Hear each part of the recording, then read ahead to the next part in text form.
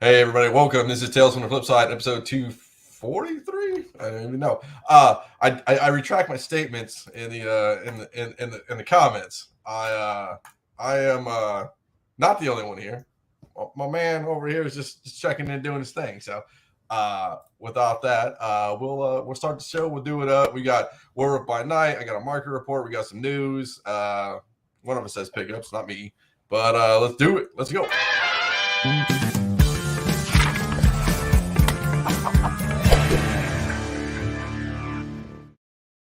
All right, let's get into this. This ought to be interesting. So you kind of know more about this stuff than I do. I'm a lackey when it comes to this, but we kind of talked about this last week. We're kind of adding to our little we're building story development in this segment of news. So director of Blade was fired because he kept asking to add stuff to the script, and obviously Marshall Ali didn't like that, and they had an argument, so he was let go of. The current script is generally terrible, like we talked about last week. And obviously, Mr. Ali was very upset about it. So this is from Mr. RPK himself. So I think this is, we're here just to report the news. We're just trying to bring all the aspects. So we're not, we track stuff, we add on to it. So this is what we do. Like you said, he's a big name. It's like you got to do makes him happy, man. I mean, yeah. When you're dealing with, and it's funny because I was randomly in a shop over the weekend when I was down in Florida, and the concept of like, when does somebody who really isn't plugged into like how the industry works was just like, since when does an actor get to dictate like what happens? I was like, when the actor in question, when he approached the studio, was the hottest thing in Hollywood. Yeah. It was like if you're top tier, you get to dictate, like, and that director was a nobody. Well, AKA Ryan Reynolds and Deadpool. I mean, exactly. Like you don't. Yeah. When the person is like, one of the de facto kings of Hollywood at that moment in time, like you don't question when they show up and say, I want to do something, because let's be real about it. Yeah. Blade had a great 2 out of 3 movies, like, almost 20 years ago. Yeah. But Mahershala Ali is going to like added legitimacy to that film that wasn't there otherwise. So yeah, and it's like this is not uncommon too. DiCaprio probably does it. There's a lot of people who are big actors, who, not just ego wise. I mean, they're a student of the craft. I mean, they understand what a good movie is. I mean, in a lot of them. So this one's interesting. How long do you think? How fast do you think Ali will dip? But I don't think he does. I think nah. Right? No, he wanted to do this. Like he approached them. I think he just, they get a director that, understands that this is going to be one of those, like, you're going to have to work closely with him. And I mean, like his complaints from, at least,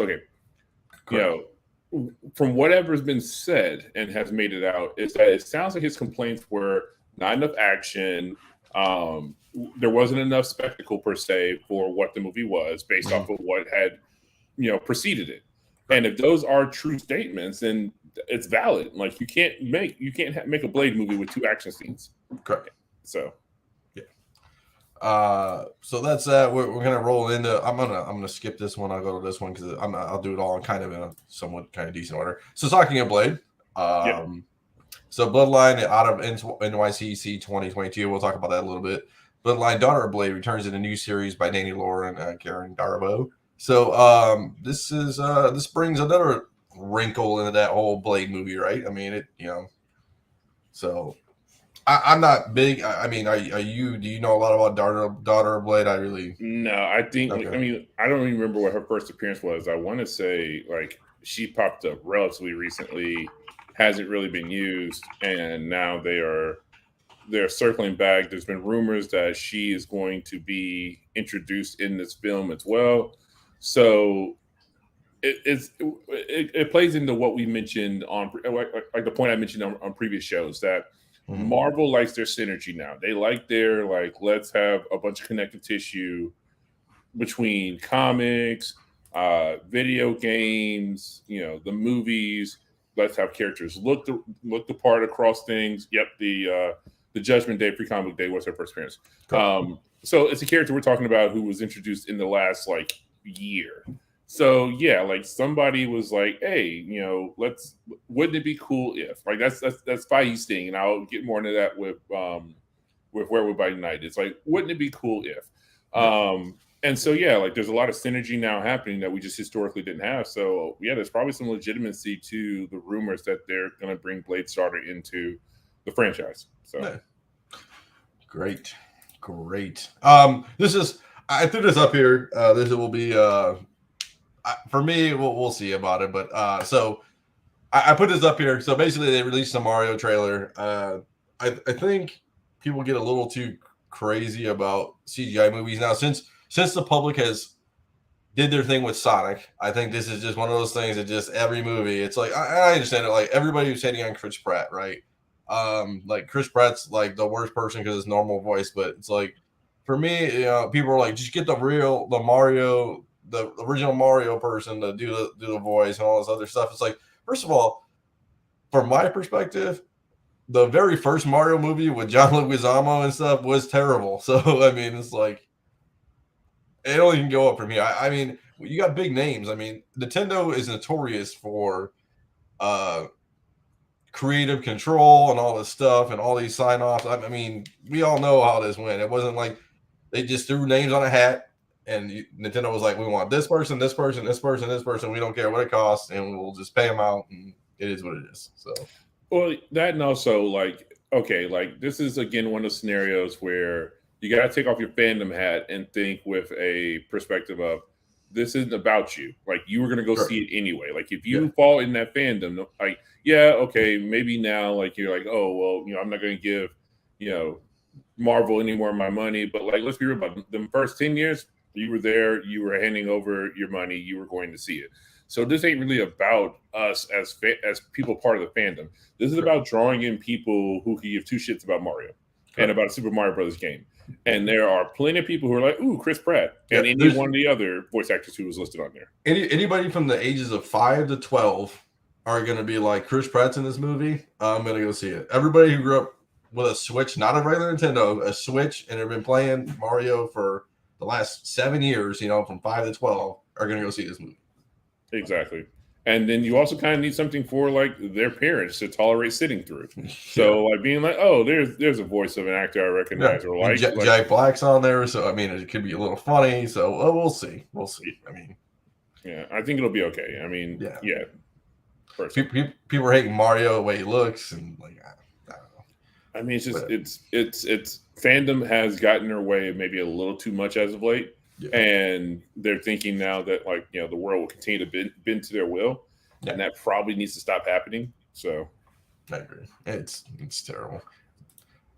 People are gonna go off. Yeah, people are gonna go off on us. It's gonna be great. Instagram. Hit us back on Instagram. Tales from Flipside. So our boy, Henry Cavill's doing a Superman sequel, reportedly now in development. So, apparently he's in Black Adam also. Yeah. So it's maybe DC Comics are down. Hopefully the movies come back and there's a resurgence in comics. And we'll talk about that in the market report. I don't know. Yeah, it's a dark day for everything going over there with like DC films. And I mean, let's be real about the comics too. Like from people who are reading this current crisis that's happening, they're just like, what the fuck's going on? Yeah. I mean, maybe having a little more synergy over there and having a little more connective tissue, because I mean, they tried. I mean, they had Black Adam in comics again and had him, the death of Black Adam, and there's Mercenary oversleeping. That's all good, dude. Don't worry. Hey, the Sandman got me. I got you, bro. Yeah. I got you. So yeah, I mean, I don't know. I feel like I enjoyed Cavill Superman. I want to see more with him, but also I want to see some stories that we give a shit about. So like, do something, DC. Yeah. Cool. Just hitting up on everybody up here. Charlie Day's in the movie. He's doing Toad. He's not doing he's doing Luigi. So I thought Charlie Day would do a good Wario too, but we'll see. It'd be interesting if they do a sequel with Wario. Yeah. We talked about some stuff, Blade, Bloodline, the Mario movie, Carter, which people were hating on. You know what? I still have yet to even see that trailer. Yeah, I mean, it's not terrible. It's Mario. it can only go up from the 90s. That's how I look at it. This is interesting for people. So a little bit of NYCC talk. I don't want to get too much into it. Peach Momoko. So Rich Johnson over at Bleeding Cool, he wrote that Peach Momoko too popular for New York Comic Con. So I guess I didn't go to New York Comic Con, but so she was getting overrun by just fans in general and the craziness and the long lines, and so she was doing free signings. She wasn't charging for signings anymore by like day 2. She was doing remarks on books, and stuff like that. So, Peach Momoko, some people on our channel bash Peach Momoko, right? Every artist comes out with a new cover every week, and it's 25 covers. But she's a legit threat. Now, again, I know New York Comic Con's huge and stuff like that, but I mean, this is one of those days of like almost goes back to like I hate to say it, like Amanda Connor Palmati, like it's crazy. They got 50 million people there, or Campbell or something like that, where back in the day it was insane. But Peach Momoko has done her thing, like, and fans are just getting signs left and right, So she's the new Jim Lee. Yeah, well, I guess. I think it's a couple factors. I mean, you have still a very popular, strong following artist who wasn't charging people, who, culturally is about, being, adhering to like giving your fans and the people what they want. Like you want to be that person. Mm-hmm. Doesn't have that mentality of some of our like other big name artists who are just like I'm the coolest shit since sliced bread. And she's very active on Instagram. Like we talk back and forth. Like like I always try to when you ever have time, try to hop on and stuff like that. And she's always so busy, which I understand, dude. I mean, but the fact that she even acknowledged you, because let's be real about it. Like you send a message you send that to J. Scott Campbell, Todd McFarlane. You just sitting on red. Like, yeah, right. Like, right. Hey, I leave the read receipts on Insta. You know what I'm saying? But I mean, so I don't know. Like it's not necessarily that she's too popular for New York. I mean, because New York Comic Con is just as big as, maybe not just as big, but has the same level of operations as the other major, because it's another repop one. So, like, I think they just weren't prepared for what came about. They didn't have, the right type of, line management going on. I believe. Apparently people got into a legitimate fist fight in front of her. So, like, you're showing your ass, like you're being bad stewards for. So she like canceled. She canceled that whole day for like her safety too. So like not even that, the whatever you want to call them, stands, comic stand, whatever you want to call those guys. It's like, dude, you're really getting a fist fight in front of a comic artist and then shitting on the rest of the line who sat there, paid their money, whatever, stood in line, all that crap, because two people like fighting over Peach Momoko books. I don't know. I don't know what she looks like. How cute is she? We can find this that's gotta have something to do with it. Maybe a scotch. I will not comment on such things. I'll leave that alone. I can do some things here. Let me do some things here. Let's do this. I am not getting to a fist fight over a dude. No. I mean, Peach Momoko, man. She's all right. Yeah. Okay. What's happening? Yeah. There you go. Draw me like one of your French girls. I like it. I like it all day. But yeah, also some other people comment on the fact that like a lot of people who were in line like are just trying to flip her stuff. There you go, right there. And the stupidity. Yeah. So basically, somebody was trying to cut the line like 3 hours long, and people had enough vendors. I guess vendors were cutting the line. No. Listen, I'm willing to go to jail over that. I got you. Yeah, I mean, I had to call somebody out. I mean, the line wasn't even that long, but like, I had to call somebody out on trying to cut the line for Kevin Eastman and Tom Waltz at San Diego Comic Con. I was like, nah, we're not going to do that. Like, line starts back there. People have been waiting. Like, oh man, they're capping the line, so we're all going to make it, blah, blah. I'm just like, yeah, but we've been waiting here, and I got other stuff to do, so take your ass to the back. I will spend the night in Rikers over that. So, yeah. I mean, no, I'm sure she's the most professional person. I'm sure she handled it hopefully with grace. And it was like, it like there we go. It's like acetate gate. It's like, come on, guys, like, and I guess people, and this is what people are saying. I appreciate Nate 138 trying to help us out here. So vendors are bringing. I mean, it's like back in the day, right? Vendors get in early access. They got these books. I mean, it stacks probably like this, and just like plow, and just set them down, and like, just sign all these. It's like, so are you saying that she did free autographs? yeah. So basically, she was charging on Friday or Thursday or whatever it was, and it was just like it was out of control, and she was just like, screw it. I'll just do free signs, like free signatures and stuff. Like she's not the first person to do free. Like Jenny Friesen does free. So I mean, it's not unheard of, but she just said all of a sudden, she's like, I'm just going to try to get through as much as I can, right, for the fans, right? She doesn't even care about taking the money at that point. I mean, great for her. And then she's like, she's still charging for remarks, but I mean, you know what I'm saying? Like, she's like, but yeah. So yeah, I mean, I don't know. You'd hate to see people starting to harden their hearts, like creators and stuff, becoming jaded and starting to, especially younger creators, because like you catch them when they're still young and they're wide-eyed, bright and bushy tail, and they're like, oh man, I'm happy to have fans and be there for the people. And then fast forward to hell, I would say 5 years later, it's like 2 years later, and they've now turned into monsters. And like we make them that way. We as shitty fans make them that way, and it's like you're ruining it for people who truly are there just for the love of that creator's content. And I'm sure somebody got a whiff of it, like, oh, it's free, and just had somebody stand in line and just give them like a stack of books, like, oh, it's free now, so I'm going to flip these for eBay for whatever. Oh yeah. You probably had that asshole who showed up with a short box or God forbid a long box. Like, I have seen that happen before, where somebody was wheeling a cart of like 2 long boxes stacked on top of each other as a facilitator. Yeah, she doesn't speak English, so it's like she's probably like, what the hell is going on here? Like. But anyways, so that's our little rant for New York Comic Con. Just be nice. So Paul almost got me busted off of YouTube for this. You should look in the chat for the other one. Dark Web was looking back in the chat, Carter. You'll see it. So basically, Paul posted this Marvel Comics slate. So basically, Avengers Assemble, Dark Web, Sins of Sinister, which will be interesting. Captain America Cold War and Summer of Symbiotes. And Fall of X. So that's supposed to be the new lineup. Yeah, I mean, I will say that one of the things I also threw into the chat, and like as a sub thing about the Dark Web stuff, is that they're bringing back Red Goblin, which I mean, yeah.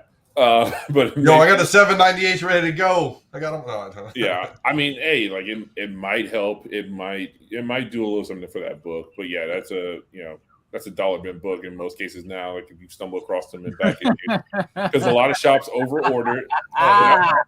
Well, because everybody was on that whole like, oh well, this is the book when when Red Goblin shows up. No, this is the book when it's going to be Red Goblin. So everybody. Oh, and then also we were over ordering to get the.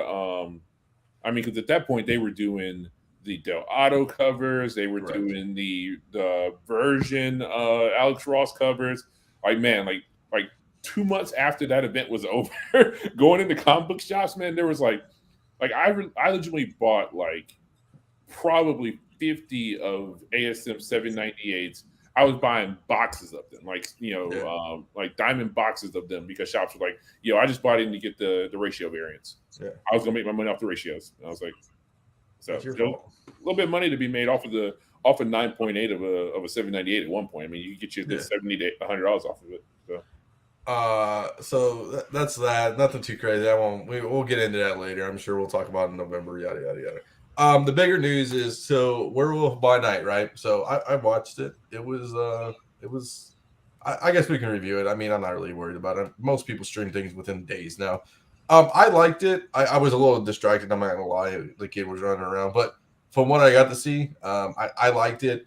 I liked it. It was black and white. It was shades of old horror movies, obviously, right? So I liked it. Acting was great. I don't know. A lot, like you said in the chat, Chris, there's a ton of potential out there now with all this other stuff that was in the movie. So I heard people only complaints were that it was either too short and not long enough. It was like in that middle, like it needed to be either long, a little longer, but a little. I thought it was timed perfectly, but I mean that's just me. I mean, Yeah. I mean, overall, I mean, I really enjoyed it. As somebody who is a cinephile and loves like movies, all like the new stuff, old stuff. Grew up watching this stuff with my dad, the old Universal horror, the Hammer stuff. So I'm all about like this type of stuff coming out, especially during spooky season. yeah, Um, I love the fact that it was practical effects for his makeup and not CGI. The CGI for again, spoilers. The CGI for Man Thing looked really good and actually no, it looked was better. good. Looked Yeah. better in color than it did in the black and white. Normally, you use black and white to hide shit. Yeah.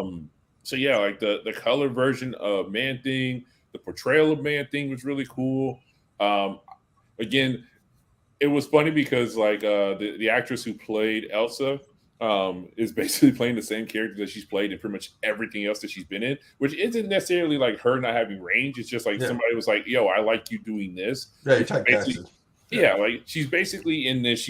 She's monster Jessica Jones. Like, Yeah. and I can't take credit for that analogy. Shout outs to the folks over at Comic Pop, but like it's a completely accurate description of her being monster Jessica Jones. Like they look alike, the whole mannerisms, the way she like blows people off. It's just like it I don't know, but it's still like I look forward to maybe seeing Elsa and stuff in the future. Hopefully we get our Midnight Suns. Them doing more with Werewolf by Night, and the fact that like Werewolf by Night and Man Thing both were featured in that production artwork for that new ride or experience at Disney leads me to believe that this is not going to be the last time we see them. Correct. So I mean, I was just super excited about it. It opens up the door for a lot more of the occult stuff. And this goes into a bigger conversation that I was kind of saying in reference to She-Hulk. And say what you will about She-Hulk. She-Hulk is finally starting to cause the Marvel universe, the Marvel Cinematic Universe, to feel like a cinematic universe, like a universe where heroes and villains exist. Whereas all the other stuff always felt like, oh, there was just one big thing that happened. Correct. And even with the series and stuff, like with like Hawkeye, it was like, oh, well, like this one thing is happening in this isolated part of New York. It's like She-Hulk's like, oh, there are just now a bunch of heroes and villains that have been here this whole time that have.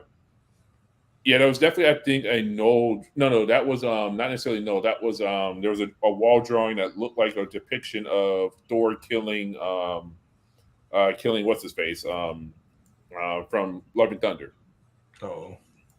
But the strange thing was it was the comic book depiction of the character of the Goblin. It was it was like the comic book depiction with the tendrils. Yeah. It wasn't the Christian Bale version from the movie. So that was kind of interesting that they did that. But yeah, I mean, it was really well done, really well acted. Wish it was longer, but that's the kind of the hallmark of a great piece of cinema is that it ends and you're just like, wow, that went by really fast. So, I want more of it. The only complaint, like my wife, who's a casual, because I talked to her about it. I watched it myself. I didn't have it watch it with her, but I was like, hey, I think you would like it. It's like horror, kind of like Nosferatu, kind of like black and white homage kind of stuff. And she's like, nah, that's not my thing. So I don't know if that's gonna blow off the casuals with the whole black and white thing, but Yeah, I mean, I don't know. I mean, it's kind of like it kind of harkens back to the old WandaVision, right? So it's like the first 2 episodes, people were like, "This is straight trash," because they didn't understand it was like years of TV built up into it. But Carter, you see it? I'll get around to it. Okay, I got you. But yeah, definitely enjoyed it, and looking forward to whatever the Christmas special looks like. I mean, just in general, I'm looking forward to more of these type of the evolution of the one shots that they were doing before. Yeah, it's funny. I got my son started to watch Guardians of the Galaxy, so I'm moving up in my Disney Marvel-esque with him. So how does he like it? He likes the songs. Obviously, he doesn't care about the whole acting, but he just loves the songs, so he can dance around to the songs. So he's not drawn in by all the flash and the colors. And, yeah, he likes that too, but he sometimes like real versions of movies is kind of weird, like Pinocchio, like when it comes to like real like stuff like that. it's like he doesn't. It's not his thing. But Guardians, I think it has enough music and lights and all that poppy stuff where you can, it looks kind of like cartoony-ish for him. Hopefully, we can get through like Volume 2 or something, so I don't have to watch Guardians of the Galaxy over and over and over again. But oh my gosh, that's my life. That's my life. Oh, and I will say one more thing. Apparently, that they already have the Werewolf by Night characters are running around the Avengers campus now. So nice. You can see Elsa, which is funny. Like you can see Elsa, and you got to be careful which one you call out. So Elsa Bloodstone's running around. Werewolf by Night has been seen on the campus as well. So for all of our Disneyland folks who are regular, it's like I just don't think that they go that route if it's a one and done. Like if we're not going to see these characters again, why would you bother? So interesting. That's all I got on the old news. I kind of made it nice and sweet and short. Now, our lovely compatriot who's never on the podcast anymore, Mr. Nico Esquire, he made a market report for us. Now, I did not do any due diligence because I'm not the smartest guy in the room, but that's okay. I think we got pretty smart people. Just alphabetical, nothing too crazy. Bone 1, not this one's not alphabetical. Or I guess it's not. Anyway, somewhere. Bone 1, first print, 9.2, $3,200. Damn, that's a lot, right? I mean, feels like it, right? 9H were like $3,000, I thought, but I'm out of it, so I don't really know. I mean, I don't think it's that rare. I don't think anymore. I mean, I remember back in the day, Bone 1s were like, oh my god, but nowadays I thought they're not as rare as they used to be. This is interesting. Avengers 1, 6.5, $8,700, $8,800. I mean, that feels real low. Yeah, like really low. Yeah, so that's going to be a trending thing on this, I think. G.I. Joe Special Number 1, 9.8, about $1,100. I mean, cool cover. I've always wanted one of these covers. I just don't want to pay $1,100 for this book. Really, $1,200 almost. I don't know. It's listen. That's it, again. I agree. I wouldn't pay $1,100, but I don't know. That seems decent for a 9.8 and for a book that's like super iconic, I guess. I tell you what, it has the potential to, as far as the condition of the book, like it always, you get like the spine splits and all that kind of stuff. So for a highly defective book like that, for it to be a 9.8, I don't know. That seems reasonable for the right person. This one he popped up. This was interesting because we don't really track this one in a while.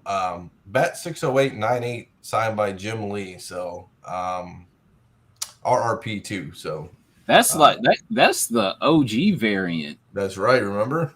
Because I remember that was a super hot book all throughout the early 2000s. So this ought to be interesting. I want to talk about this while we're kind of going through the market report. How do you think these Disney one-shots will affect spec strategy, if at all? I mean, I don't think it's. I mean, is everybody running out to go get Bloodstones now? I mean, people popped them, and I think it's. I mean, they were moving pretty good up until the point. I mean, and even still, one finish after the. I'll just watch them to see what was up. Yeah. 9.6 is just because that's what I had to sell. We're finishing in like the $300 range, and then I think like one that had a shitty kind of finish, still finished at like $275. Okay. For a 9.6. So I mean, when there was a point when nobody gave a shit about that book, $50, $60, $100, So Bat 608. Haven't talked about this one in a while. Harbinger number 1, $1,500 signed by it's like Shooter, Leighton, and Jackson. So with a coupon, obviously, because if you don't get a coupon, you get a green label. So just so everybody knows, $1,500. I mean, that seems. I don't know. I mean, yeah. I mean, I remember what the Blue 9H were at 1,000, right? At one point. I remember. Yeah. 750, 1,000, something like that. Yeah. What else we got here? We're gonna talk about this too. I got everything on the list. People just. I got you. Yeah, we're going through some stuff. Hold on. GSX1 5.0s, 2,300. Did you say GSX? GSX, bro. GSX, bro. I mean, I don't know. I'm trying to think of where this kind of falls because I mean, I wasn't really tracking anything below an 8.5. Yeah. But this still seems like this is still higher than what they were going for prior to to code because you could get you an 8.5 for like 2 G's back then, 2,500. Yeah. Damn, man, I could have swore when it comes to this book that they were going for either $500 per point or $1,000 per point. I forget which one, but I'll tell you. So a lot of live listings, 207 live listings. Jesus. So 5.0s. Last year, or what's this? I wish I could freeze the top row on this 2020 average, and then 2021. We'll just kind of talk about coming out of it. 1,200, then 3,136, 2,938. So, yeah, we are. Low was 2,339 this year. So, yeah, that was low. Yeah, that was the low. So, new low. And we were at 3,250 strong all the way into January, into May, and then all of a sudden September it just dropped 2,400, 83 and 2,339. So okay, yeah, I mean, okay. I'm holding. Well, how about we hold it? I'm gonna hold this one. Hulk 181 98 signed by Stan Lee. $46,200. Ooh. I think this was a scenario of a Stan signature hurting you. Because we talked about this. So did you see that? Yeah. So we talked about it. Same day, same seller. I think one went for 50, one went for 46. So we ran two on the same day. Yeah. I think I saw the other one because I think it had a darker background. It had the Wolverine label on it instead of the Stan label. Yeah. And it's funny because the one with the Wolverine label actually got more money than the one with the Stan label. Correct. Yeah, I think this is a scenario of a Stan signature hurting you. Not to be, Ryan or Reynolds. Yeah, I think people who really give a shit and are spending this type of money, want a blue label. And if they're not going to have a blue label, they would probably want it signed in the old manner in the inside cover. And if it's not that, they probably want it to be signed by somebody who actually has something to do with the book. This is awesome. Did it actually sell? Because in the description they were reserved 1.7, 1.3. Oh boy. Oh jeez. Reserve not met. Who knows? So I don't know. I post it. So hopefully I'll track it in the next couple of days, and hopefully, yeah. Why would you sell them on the same birthday? It's pretty not smart. But book we always see Iron Man 55 9.6. So very high grade, obviously. 3,600. $55. I think that, I mean, in the craziness of our world today, I don't think that's that bad of a deal. I mean, no, it really isn't. I mean, it seems like I wonder if it's still like, Thanos carrying this book strong, or if people are still sort of kind of specking on Star Fox, Arrows, whatever name he goes by. I mean, I think that might also be helping to keep this alive. I think there's a lot of people who have wishful thinking of maybe a Thanos like live action return cameo of some sort. Yeah. At this point, who knows? But yeah, I mean, Thanos is a household name now, right? Yeah, very much so. But that's the thing, though. Like everybody who gets that type of cachet in become like the big baddie of a saga is going to be that.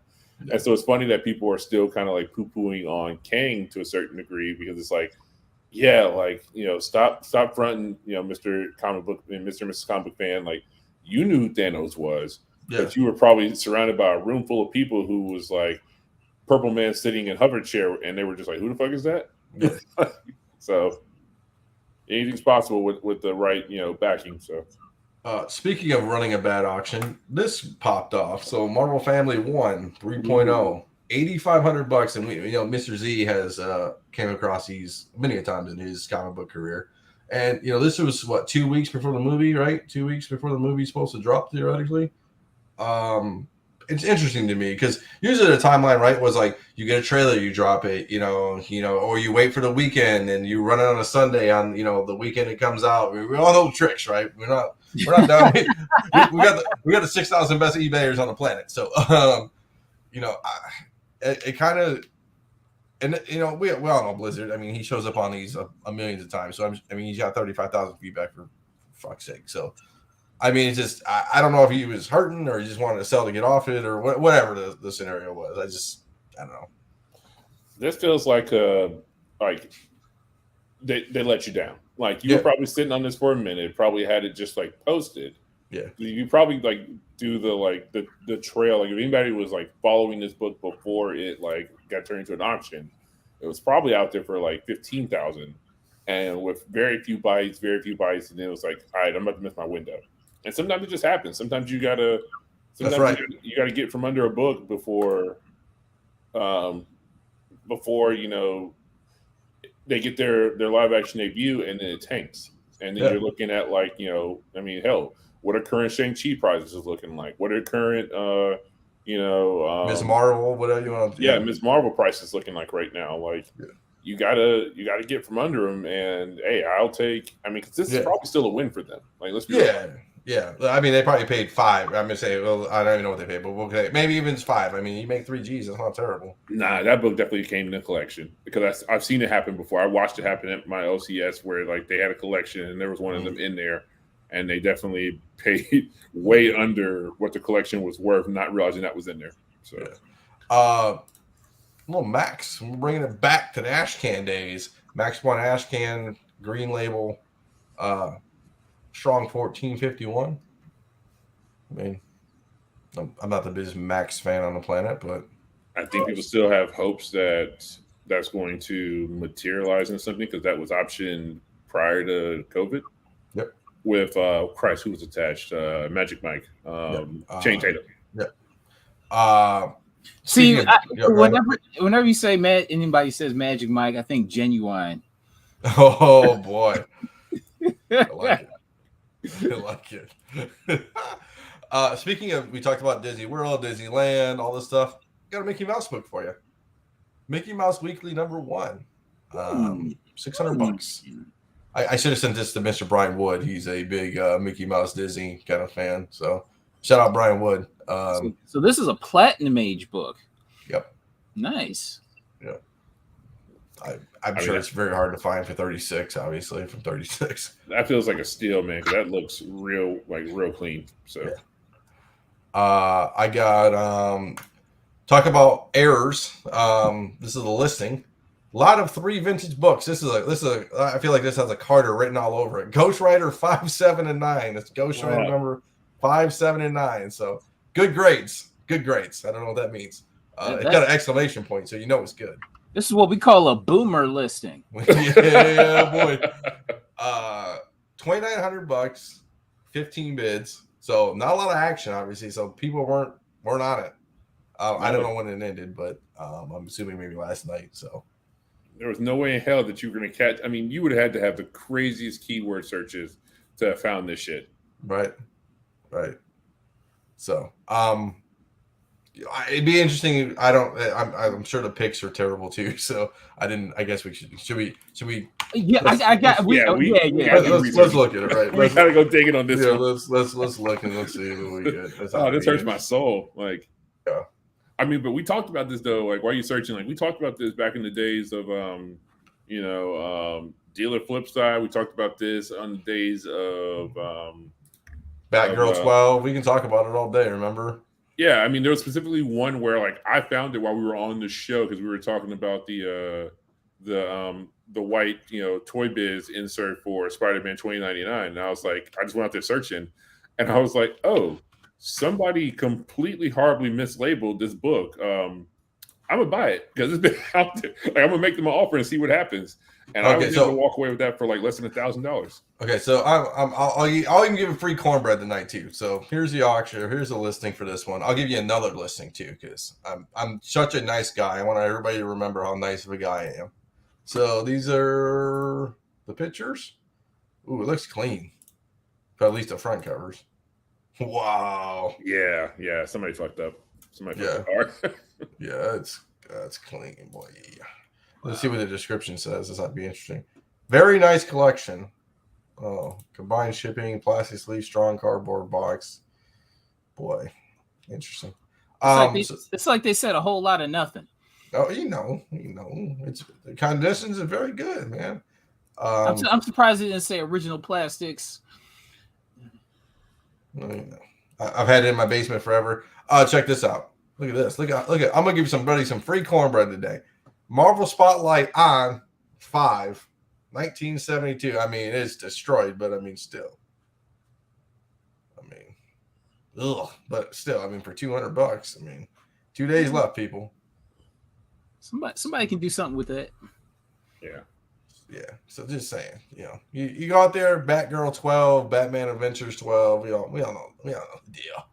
So, I mean, it's sad to watch this happen to people. Like, I mean, but at the end of the day, though, I mean, that 2,900 that they got, they probably got way more, but at the same time, they probably had nothing into them books. Honestly, they probably weren't even the ones whose books it were. Like, this is like I got my dad's, my mom and my dad's old collection type situation. Yeah. So you talked about Toy Biz. Look at this. It's like I know what you know. So Spider-Man 29.99 Toy Biz second print 98 20 2200. Some change. I mean, I'm not looking on this book. Anybody else kind of repping this book? I'm kind of off this book. But. Nah, I got out, doubled my money and got out when the getting was good. All right, hey, you the man. That's why you the man. DC Superman #9 comic front cover only. So. Oh my gosh. $510. Yep. For just the front cover. Yeah. It hates me because Superman doesn't have that many great covers and stuff like that, but it's like I want to so invest in like Brainiac and like cool covers like that, but I just can't do it. And the funny thing is, so I sold what would probably be a restored, because it like has clearly been taken apart and put it back together again. Superman 10 for like $600 or $700. Yeah, but it was a complete comic. Like it was all there, but it had clearly been taken apart and new staples put into it. Yeah. And I was like, this ain't my wheelhouse to send this off to CGC and get a purple label. Yeah. So I sold it raw. Yeah. But damn, I mean, I probably would have done better just ripping it apart and selling it in pieces. That's right. Oh, look at that, my man. Good job, brother. Look at that. We got people respecting the game, dog. Well, if you really did buy it, shout out. Yeah, you bought a GR lot. Good job, man. That's a hell of a steal you got, man. So congrats on buying that, dude. If you really did buy it. So look at that. I told you, best 6,000 eBayers on the planet. Let's go. People think I don't make them money. Let's see. Planet Comics 4865, just cool covers. 616. Yeah. I'm not the biggest Planet person, but if that's I think that's 65 on the right. That's a dope cover. But put that on there. This is interesting. Tales of Suspense 39 6-0. $17,650 roughly. Damn. So I mean, it's some big money. So people are saying comics are down. Oh boy. Look at that, Carter. He was a boomer. Antique dealer. Nice guy. Hey. I bet. Yep. My man. Good deal. Not saying, okay, so let's take that back. We're not trying to screw anybody over, but hey, when you see something, man, you gotta make the move, man. I got you. You got 4. We always talk about a CGC 98 first print, $2,000. I mean, Miles is still Miles. These books, everybody keeps saying like Ultimate Fallout 4, Jerkovich variants, these books. It's gonna be real interesting when Miles finally hits a screen, like in not CG, not like a cartoon or something, but real Miles Morales movie. It'll I love to see what these books do, right? We talked about Miss Marvel, Hawkeye. I mean, we can go down a list, you know what I'm saying? Let's be honest. Is Miles Morales going to be, the Avenger, you know what I'm saying? Is going to be the long-lasting Spider-Man, Captain America? I don't know. I don't have the answers, but I'm just saying, like, are these books just going to have a huge market correction where it's, $2,000 go to 1,000 or something? I don't know. I mean, it's a good question because, like, yes, there are a lot of them out there. There are still a lot raw out there. Like, there's somebody in one of the bigger Facebook comment groups who legitimately posted a picture of them just like flipping through like 2 short boxes worth of this and the Dirk variant. So they're out there.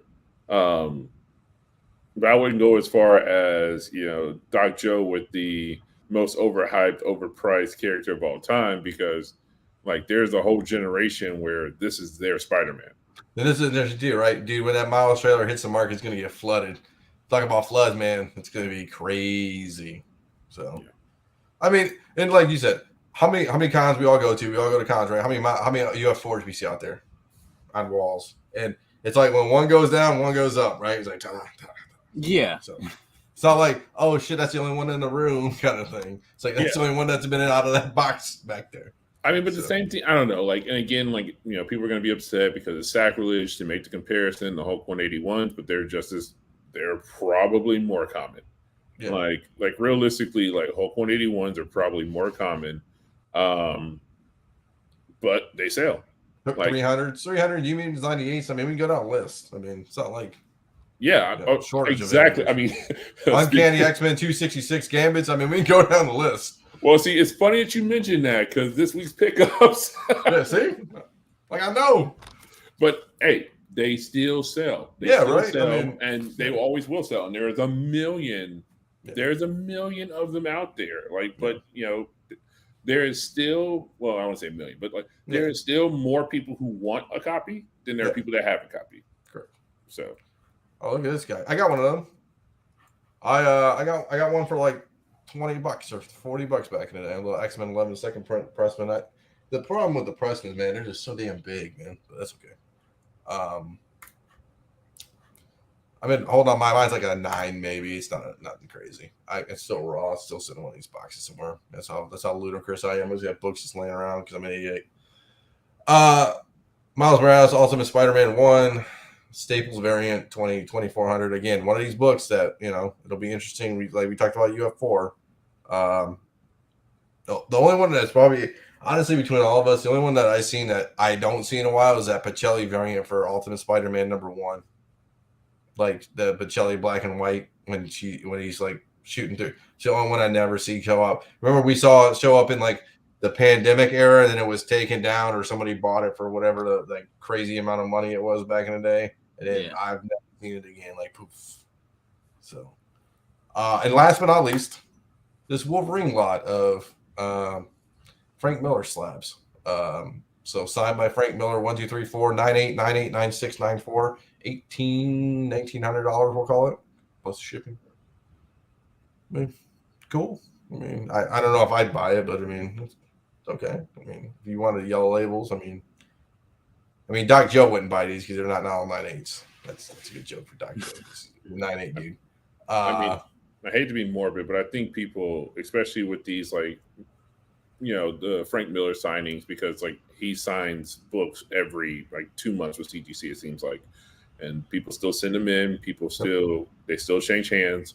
I think people are just being a little on the morbid side, and they're like, you know, waiting for him not to be around no more, and those books are going to move if you have the right book signed by him. And I didn't talk about this in the news, in the comic book news, but Alan Moore decided to retire from comics officially, and he's doing only, I believe, graphic novels now. So I'm not saying. I know. I just had to put it out there. So I'm not doing comics anymore. So I'm doing comics. Well, no. Yeah, I was going to say it's like I don't make sandwiches anymore. I make, you know, artisan flatbreads. It's like, wait a minute. You don't make sandwiches. He doesn't make sandwiches in a crib. He goes to Subway and does it. So I got you. That's for the marker report. I don't have anything crazy. I think that's the last one. Yeah, that's the last one. Let me do this. Let me do a little bit of this action. So, yeah, like you said, I mean, it's just something I just threw out there. I didn't think it was that worthy. So I know a lot of people. Somebody posted on a Reddit thread they were looking for Alan Moore signed books, 0.5s or raw. So I thought that was interesting. Somebody was looking for Alan Moore books out of the gate. Usually you don't see too much of that when stuff happens, but yeah, I thought it was interesting. Open up the spotlight package. Oh, here we go. Look, my man, bringing it to life. Okay, cool. So he opened up his spotlight package. He went from that dude. Spotlight 5 looks like an 808 8.5. So no kidding. Good job. Yeah, strong, man. Yeah, you're the winner this week. Yeah, post it on Instagram. If you got Instagram, and hit me up in Tales from the Flipside or Tales from the Flipside CEO. I'll get our man George to repost it and stuff. I mean, like this shit does happen. I mean, I think I brought on, I think I was on the show at that point when I bought my first FF1 Mm-hmm. from somebody who had no, like I think they had one sale to their name, or actually no, they had one rating to their name on eBay. And everybody's like, "Oh man, I wouldn't risk. I wouldn't risk it." I was like, "Yeah, American Express gonna get me back if it ain't right." So Right. between them and PayPal, I'm good. And yeah, it ended up being a solid investment. I ended up selling that book for 4 times what I bought it for at San Diego Comic Con this year. So yeah, sometimes it is worth gambling on a listing. Just look at the pictures thoroughly. Make sure you got all the protection in place. But somebody's. Let's talk about that too. So now, since I guess you just pay via credit card now because PayPal's not really active on eBay anymore, right? Is that how you do it on big books like that? Well, I mean, I'm doubling up. Like I paid through PayPal using my American Express credit card solely for the protections. So, but American Express don't even ask questions. It's like if you contact them and you're just like, I didn't get my shit. All right, cool. Here's your money back. We'll figure it out. Like. I haven't. I'm watching actually. I'm watching a little bit of the football game right now. But yeah, I was checking Raw too. I don't think he's been on yet. I know he was on last night on Saturday. I don't want to spoil it for Mr. Carter. Is some dipshit spoiling wrestling for me? Yeah, hey man, cut that out. Cut that out. Hey, you got did he give you Hulu access so you can actually watch something besides shitty? Well, I'm in the process. I'm in the process of watching Extreme Rules now. Okay, good. I haven't finished it. Okay, good. Good. It's good. I didn't watch all of it. I didn't watch any of it. I just people were trying to spoil the shit out of it, so it's good though. Man, go on with that. Go on with that. I got you, dog. I'm on it. hey, if we can get at least I'll make this little point too. People were like, "Oh, screw these people." If I can get 2 more people at least to do a weekly wrestling show, we'll fucking make a weekly wrestling show. Man. I mean, we gotta actually watch the shit. I meant to agree with my brother. He's the only person. Yeah, we don't care, dude. I mean, like again, I was a wrestling kid. He stayed a wrestling dude. Like regularly goes to the shows in Charlotte and stuff like that. Like yeah, but yeah, that's Flair country, man. Come on, it's Ric Flair country. I mean, funny story. Ran into him on a flight leaving, going back to Charlotte. I was like, oh shit, it's Ric Flair sitting in first class. I was like, big fan. Been watching. Like my dad used to party with Flair back in the day. He was that's crazy. Yeah, somebody apparently tried to jump him in a parking lot one time and he beat the brakes off of like 2 dudes. So, well, shit, man. Like I went to school with his. I competed in sports against his kids. Yeah. So, his daughter played volleyball, and one of my female cousins played volleyball same year as his daughter. And his son wrestled, and one of my female cousins was the only person in his weight class. So she like tossed his little ass like when he was 110 pounds. Yeah. In like high school wrestling. That's funny. Do we got pickups? I know you got some pickups. You kind of showed them, so we kind of go with you. Yeah. I'll throw them back up again. So again, pick these up from my LCS. Shout outs to Infinite Reality, still getting great books in. So I originally had them hold this New Mutants 98 for me because the price was just too good to turn down. I mean, if you guys can see here, like that spine is minty. So it's always the backs with 98s, right? The backs you gotta look at. Yeah, I mean, even the back looks pretty good, but I mean, good. And they give you some concession on this book because it's like I don't know what they did when they printed this blue and the gray and the black in the Cap 50, but it always has like a speckling, like it's like it just didn't lay down properly. But they usually give you a little bit of concession on that, so fingers crossed. And honestly, this 266 is a 9.8. Like with a press, this is a 9.8 any day of the week, and I was like, I will take that also. So shout out to them for having good quality books coming in the door in the collection. Also in that collection was another TMNT 1 first print. Oh, I was like when my homeboy who is one of the owners of the shop sent me the picture, I was just like, again? I was like, please tell me that's like a second print. He's like, nah, dude, it's a first print. I was like, he's like, yeah. He's like, I was like, yo, good shit must happen to good people. Because I was like, you don't have 2 of those walk in within a month period into your shop. So that's comic karma, dude. I always believe in that shit. Yeah. Mr. Carter? Oh, yeah. We were speaking of Max, we came across We have the final 2 issues of the series. Oh, We nice. got, we got 34 and 35, and Okay.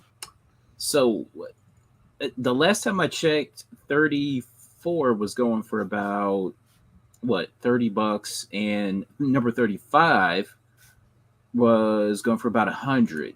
Ooh, nice. Yeah, so I'm like, all right, cool. So we got these for $3 a piece, Nice. and I need to take my happy ass back to that store to see what else is cooking. You know what I'm saying? Yeah, I got you. I don't know what it is, because like I've been to this store like so many times. I've walked out with nothing, and like the last 3-4 times they've had some really good stuff. So I haven't been back in like a couple of weeks, so I need Maybe they're pulling old stock from the back room that nobody really sorted. Or like, we'll just that could be the case. But yeah, I think I need to go back. So Okay. the Max 34 and 35. I love this cover. So we got Fairest, number 33, Adam Hughes. I know the glare is strong on this, but Yeah, if we can I got you. see what's going on. Yeah, it's Great, sick, dude. great looking cover. Found that for $1. Yeah. And turn the lights down. It's time to get romantic. I like it. We have some romance. So this is a John Romita cover, and I guess you can consider it a classic late. What is this? Early Silver Age? Late Silver? I don't know, but no. Yeah, this is 1963. So yeah, Silver Age romance. We got Jack Kirby, Silver Age, 1963. No. I'm sorry, 1962. So Love Romance is 101. And I saw that book too. I can't remember where I saw it from. I saw it at, I think I was looking at my comic shop and they had it. I thought, or maybe it was eBay. I saw it on one of the somewhere. I saw it somewhere. I like this just because it's Jack Kirby, and he was doing superheroes at the time. So that's why I was looking. I was looking for Jack Kirby signed books. Okay. That's where it popped up on eBay. And we have if anybody can help me out on this, I would appreciate it. I'm not quite sure if this looks like a Matt Baker cover. Dear Lonely Hearts, number 3 from 1951. I'm not quite sure if it's a Matt Baker cover or not, but it looks like it. And this thing is beat, but number 3, right? Yeah. Hold on a second. Yeah, yes, it is a Matt Baker cover. Yeah. Sweet. Cool.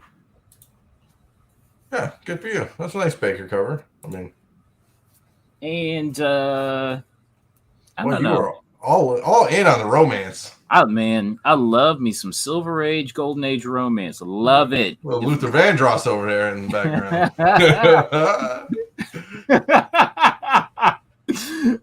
What the hell is this? Romantic story. I forget. Oh, number 30. I forget what year this is from. But yeah, good. I like, if it's colorful enough and the lady is cute and cheap enough, right? Yeah, I'll buy it. Yeah, exactly. So I got you. Cool. Well, all right, everybody. Let's see. What do we got going on next? We got Firebird Market Report on Wednesday. Do you guys didn't do one last? Did you guys do Sunday? You guys didn't do VHS last week, did you? No. Hopefully we'll have one this weekend. This week. Hopefully comic shop talk comes back. People really love those episodes. I think those are going to be real gems for the old evergreen content, we call it. People are going to go back for those. They're trying to open up shops and stuff. Really good things going on there. Anything else? Anybody else got anything? Your auction is still going on over there? I know everything finished up, so they ended pretty well. I'm happy with it, so can't complain. Cool. All right then. With that said, I'm going to end this bad boy, and then I will check you guys later. So peace.